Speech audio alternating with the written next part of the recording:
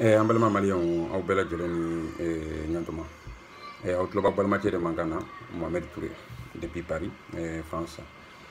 maliyɛnw hali bi fasoko in de don toujours an y'o de fɔ n ko faso nin ka ko ni faso ma lafiya an tɛ se ka lafiya ni problème bɛ yen an bɛ bɔ ka dɔ fɔ a la a ka faamu ka sababu kɛ n'an bɛ ka ne ye faso ka ɲɛtaga de ye n'a hakili la an bɛ ɲɔgɔn ɲɛ n'ala ni kira sɔnn'a ma an bɛ ɲɔgɔn ɲɛ n'aw hakili b'a la ne de Mamɛdi bɔra ka nin kuma nin fɔ a mɛnna n ko ne ɲa bɛ tagabolo dɔ la réseaux sociaux kan an k'a lajɛ an ka s'an yɛrɛ la parce que diɲɛ kɔnɔ ne Mamɛdi bolo ne ka cati la diɲɛ kɛlɛ bɛɛ la yɛrɛ kɛlɛ de ka gɛlɛn ni kɛlɛ bɛɛ ye yɛrɛ kɛlɛ mɔgɔ mɔgɔ mana se ka yɛrɛ kɛlɛ gagner kɛlɛ ka dɔgɔ i tɛ se ka kɛlɛ min gagner tuguni dɛ parce que yɛrɛ kɛlɛ nafigiyatɔ la yɛrɛ kɛlɛ hasidiya t'o la yɛrɛ kɛlɛ tɔngo t'o la i b'o kɛ de c'est à dire k'a k'i yɛrɛ kan quoi o kɔrɔ ye mun ye ko ka bi muɲu ka sini ɲɛ o de a bɛ fɔ o de ma ko yɛrɛ kɛlɛ an ɲa bɛ mɔgɔba caman na diɲɛ kɔnɔ an ɲa bɛ leader caman na diɲɛ kɔnɔ an ɲa bɛ comment on appelle leadership caman na diɲɛ kɔnɔ n'i y'u ka vie ta réellement i b'a ye u ye sɛgɛn min da u yɛrɛ kan u ye tɔɲɔ min dara u yɛrɛ ni kan u m'o da mɔgɔw kan quoi pour que aw kan faamu par exemple n'i ye yan'an ka taga jamana wɛrɛ la Afrique kɔnɔ yen nɔ n'i ye Thomas Sankara ta Thomas Sankara y'a ka adamadenya kɛ vie min na n'i y'a vie lajɛ i b'a dɔn k'a y'a yɛrɛ kɛlɛ kojugu c'est à dire a y'a yɛrɛ fɛnkɛ kojugu a y'a yɛrɛ tɔɲɔ kojugu quoi en fait parce que ni fɛn se b'i ye i y'i yɛrɛ bali k'a kɛ o de ye yɛrɛ kɛlɛ ye quoi c'est à dire yɛrɛ kɛlɛ kɔrɔ ye ka se to i ye k'a to ko dɔ kama a bɛ fɔ o de ma ko yɛrɛ kɛlɛ mais ne ko n sɛnna dɔrɔn n b'a kɛ de ne ko ni n b'a kɛ fɛn tɛ b'a la dɔrɔn ni ko t'a la dɔrɔn n b'a kɛ de a bɛ fɔ e tigi ma ko e ma se k'i yɛrɛ kɛlɛ donc n'i ma se k'i yɛrɛ kɛlɛ i tɛ se ka mɔgɔ wɛrɛ kɛlɛ parce que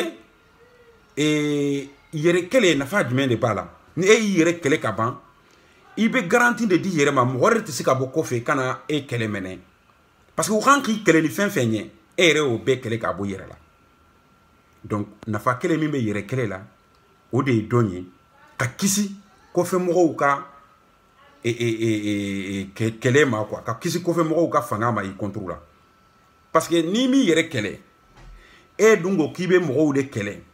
mɔgɔw de fana tɛ e to yen mɛnɛ donc kɛlɛyɔrɔ min bɛ la de mɔgɔw b'o de minɛ o ye mun ye par exemple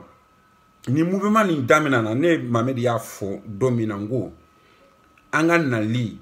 ka bɔ ka mɔgɔw nani internet kan n ko ne m'a jate dɔ wɛrɛ ni k'i yɛrɛ dusu lafiya tɛ yɔrɔnin kelen n ko faso bɛ se ka jɔ faso jɔ kuma bɛ se ka fɔ k'a sɔrɔ i ma mɔgɔ nani n ko an k'a bila an kunkolo la k'a fɔ ko hali ni mɔgɔ sɛbɛ dɔ kan k'an dɛmɛ an ka faso kɛlɛ in na an bangebaga la an kɔrɔɲɔgɔn la mɔgɔ b'a la a b'a fɔ tiɲɛ na denmisɛnninw ka tiɲɛ don u ka mankan tiɲɛ don Mali a taabolo man ɲi mais est-ce que Mali fana tɛ se ka jɔ ni nali tɛ wa donc o tuma na n k'aw ma an k'a lajɛ anw minnu bɛɛ ko an hakilina ye Mali ka ɲɛtaga ye an ka ɲɔgɔn ka différence respecter an ka ɲɔgɔn ka taabolo respecter an bɛɛ k'an kuntigi Mali ka yɛrɛmali ko la n ko n'o tɛ n ɲɛ tɛ fura foyi la parce que mun an bɛ nin fɔ c'est à dire adamaden i tɛ tilen ka bonya mais mɔgɔ bɛ tilen ka hakili sɔrɔ n'o de diyara i tigi ye i bɛ tilen ka hakili sɔrɔ o kɔrɔ ye mun ye mɔgɔw i ma diyagoya k'a fɔ ko bɛɛ ka sɔn e ka fɔ ma walima e ni bɛɛ ka taga sira kelen fɛ o hakilina bɛ mɔgɔ mɔgɔ la o tigi tɛ ɲɛ sɔrɔ a ka baara si ma diɲɛ kɔnɔ mais i besonnen don ka coopérer ka collaborer k'i allier pour que i mako bɛ fɛn min dɔw la i k'olu sɔrɔ quoi o ye diɲɛ yɛrɛ tagabolo de ye c'est à dire adamadenya tɛ se ka taga o de kɔ quoi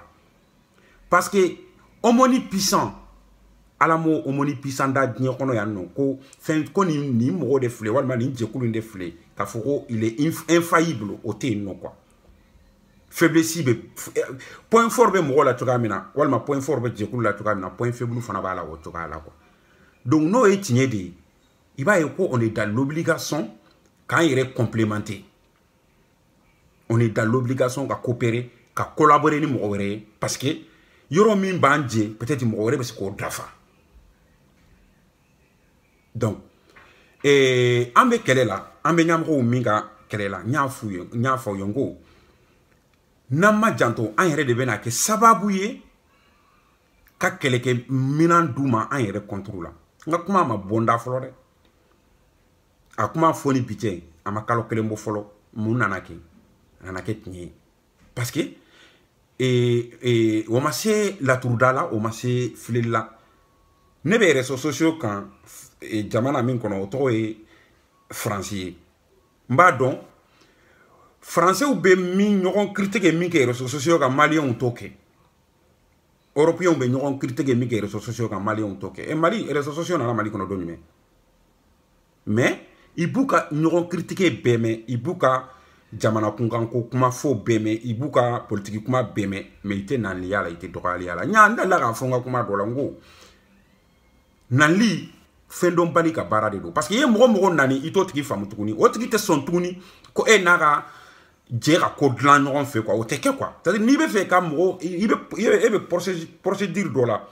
i bɛ fɛ ka procédure datugu i sɛgɛnna i tɛ fɛ procédure nin ka taa ɲɛfɛ comme nin n'a ɲɔgɔnnaw communication procédure de communication parce que an bɛ communication de la an bɛ fɛ ka kuma u ka na mɛn u ka hakili sɔrɔ u ka yɛlɛma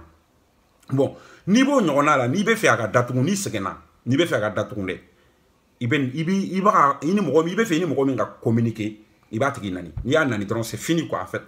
parce que n'i y'a nani dɔrɔn e y'a obligé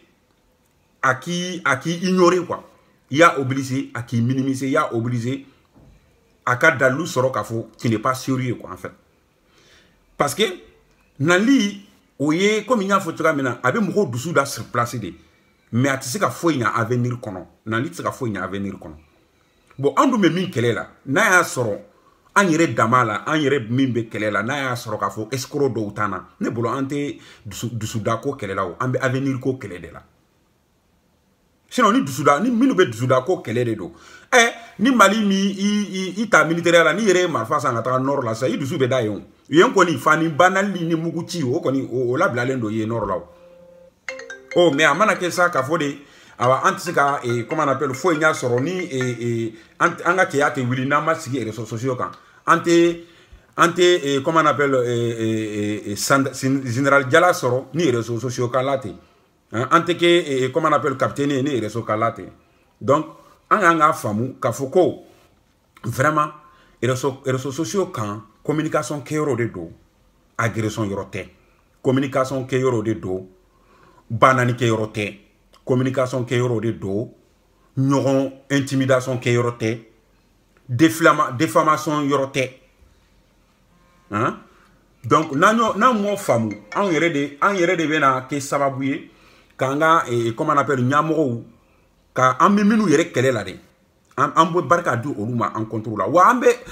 ka mɔgɔw de fana fara an kan ka se ka kɛlɛ si mɔgɔw ma minnu ni an n'u kan ka kɛ kan kelen na walima ni an n'u bɛ kan kelen yɛrɛ la idéologiquement en réalité an n'u bɛ kan kelen na mais problème est que anw de m'a faamu an bolo k'a fɔ ko ni a fɔra ko jamana ko an ka jamana kɛlɛ kɛ dɔrɔn ko tout est permis quoi tout est permis an bɛ se ka ko bɛɛ kɛ et puis comme jamana kɛlɛ de don an b'a tɔgɔ da jamana kɛlɛ la effectivement i b'a ye yɛrɛ k'a fɔ ko effectivement jamana kɛlɛ yɛrɛ tɛ quoi jamana k'i bɛ mɔgɔ dɔw ye kuma la réseaux sociaux i b'a dɔn ko ninnu tɛ jamana ka kɛlɛ la ninnu b'u yɛrɛ ka kɛlɛ de la u ka hakilina u dusu dali walima u ka hakilina dɔw b'u bolo o kɛlɛ walima u bɛ sago fɔ de la mais ani jamana ka kɛlɛ tɛ kɛlɛ ɲɛ quoi parce que jamana ka kɛlɛ de bɛ se ka kɛ mɛnɛ k'a sɔrɔ n'o de don mali n'o kɛra mali ensemble tɛ kɛ banna ni soba ye n ko jamana kungo bɛ fɔ yen de mais mun de bɛ yen respect de bɛ yen n'i ka kuma fɔ i b'a fɔ ni hakili ye a bɛ faamu mɔgɔw b'a faamu k'a sɔrɔ i ma mɔgɔ ba nani k'a sɔrɔ i ma mɔgɔ fa nani k'a sɔrɔ i ma mɔgɔ nani quoi mais n'i ye mɔgɔw nani e yɛrɛ de sɔnna k'a fɔ mɔgɔw kan'i ka kuma ta sérieux la donc n'a ma ɲa ko réseaux sociaux an ka expression yɔrɔ de don an yɛrɛ k'an ka a bato fana a bonya k'a fɔ ko an kana tɔgɔ wɛrɛ d'a la a ka bɔ expression yɔrɔ la ka kɛ mɔgɔ dɔgɔya yɔrɔ ye hein sinon on m'a mis femme de hala mo min bi réseaux sociaux ere kanoude nous ba fi ka information sur réseaux sociaux quand olu yere de bena décourager a mo nyama bébé décourager ka boala parce que comment min ba fois quand ani comment min be ka façon jo ou te kelenye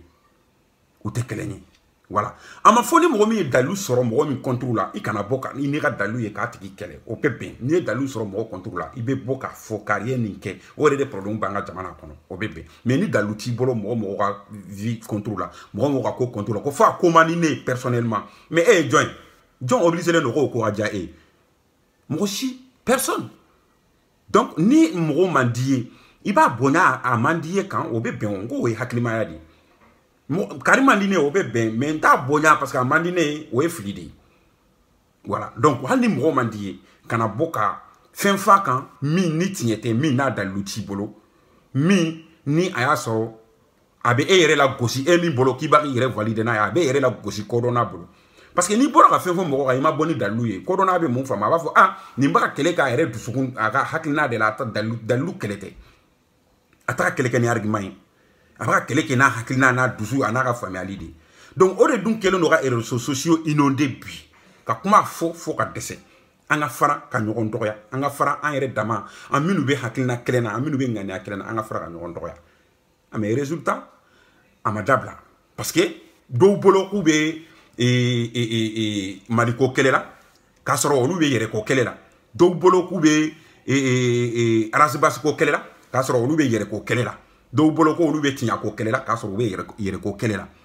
o be famu chogodi parce que ne ka kuma la ni kuma fo hakilima o ba analyser di na era e ka kuma orienter famba orientation ni i dusu da kuma ude jamana jo kuma te argument ti bolo fo ebe kuma famba fo ki dusu de ta ka i re soulager ni mi abe ye ka fo e ti jamana ko la parce que ambe dusu torolendo mais ambe kuma ni hakili pourquoi parce que an dusu toroli n'a te fait à continuer à dumi ka ta fait nan ko kongo dusu dumina la kuma fo yoroni kele kanali kedron iba ya to be nyami la ta nya fait donc iba e ko an be kele no kan digan dusu an be kele no kan yere kele donc be de kan ga yere kele mo ni manya ki a décidé ki be bo réseaux sociaux kan iki be arasi basi de demeu iki be mali de demeu iki be dîner de demeu iki be façon de demeu iki be tinye de demeu a be kan ga si yere la folo an be kan yere kele folo yananga miri kambe mo wore kele parce que no de fonga kuma do la ngo adama densité nya kono mo mi jelendo mo mi pregani donc no etinye an yere kanga son anga défaut assumé comme mo to ta accepter voilà parce que kele be ketan no de an ni kura de réseaux sociaux ko la américain nous ni français nous bimolu blala ha mais ni ntumba ka iba sur les réseaux sociaux dabla la mena. Voilà, insulte publique. Parce que insulte publique, ni y a insulte publique, les Français, ni y aura mon nom, au Aman, 35 € de dos. Mais ni y a mon nom, les réseaux sociaux, c'est punissable à, comment on appelle, 5 ans de prison. Parce que pourquoi? Les réseaux sociaux, quand il y a mon nom, mon million hack les balles, et puis, avec ce qu'il y a, autre qui moderne à bébé dans les cannes. Donc, haklima son, on m'a quoi?